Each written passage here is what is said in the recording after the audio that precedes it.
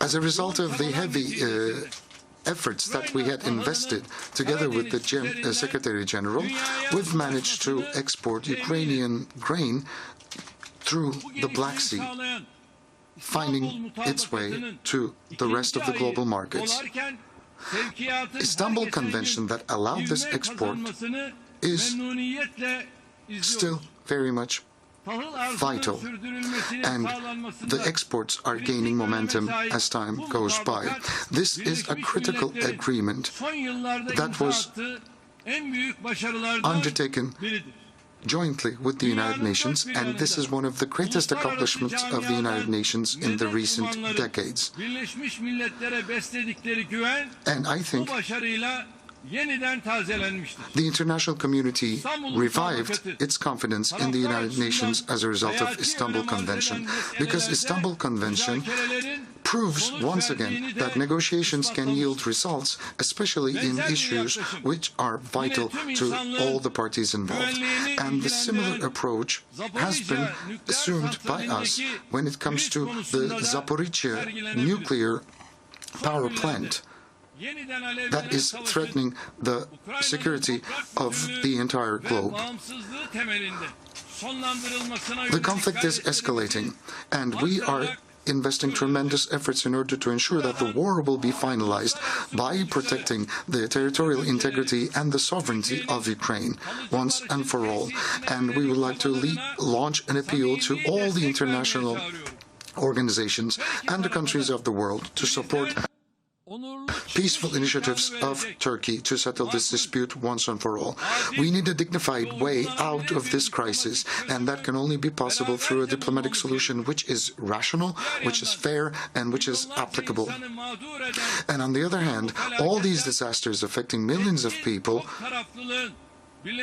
have shown once again that the United Nations will have to be much more effective, much more influential, and that the United Nations has a responsibility to invest more efforts in the solution of the problems on a global scale.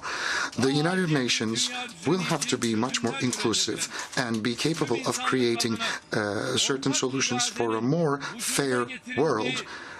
And the United Nations have to become an international organization where a common will of the entire human race can be put forward. Especially the Security Council has to be more effective, more democratic, more transparent, and more accountable.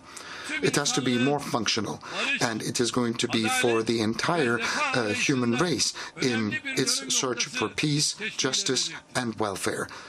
This is going to be a turning point for us all, and in order to remember our common responsibility, we have been stating the fact that the world is greater than 5, and that a fairer world is still possible.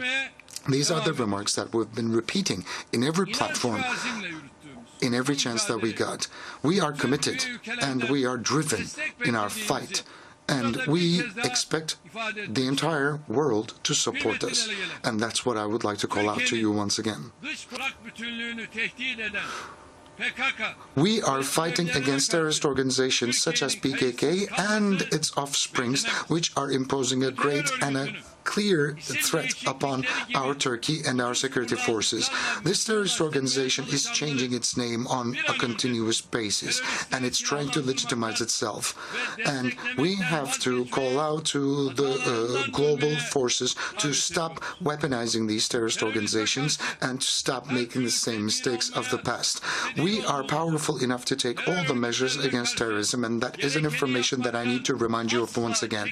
And we will never shy away from fighting against terrorism, and we will always be very resolved in taking necessary measures in order to combat terrorism. We are trying to do everything we can within our capability in a very sincere fashion to ensure that our Syrian brothers and sisters will be able to go back to their countries in a dignified, safe, and a secure fashion. We are trying to ripen the conditions so that the civilians fleeing war can go back to their own motherlands. And in order for them to lead a dignified life, we are building 100,000 briquette homes in several parts of Syria so that they can seek refuge there. a vast majority of these 100,000 brick homes have already been completed and they have been handed over to their owners. And we have started our preparations in order to build an additional 200,000 housing units so that 1 million Syrians will be able to go back to their homelands. In secure zones, in safe zones, in a total of 13 different centers, and in rural areas, these projects will be completed, and we need the international support in order for that to be possible. Within this project, we need everybody to show serious and a committed solidarity and commitment. The irregular migration, the refugee crisis, is not to be solved through leaving them to demise, through building walls on the borders, and through collecting them in refugee camps. We can only solve this problem through efforts that put the humans and the human life at the core.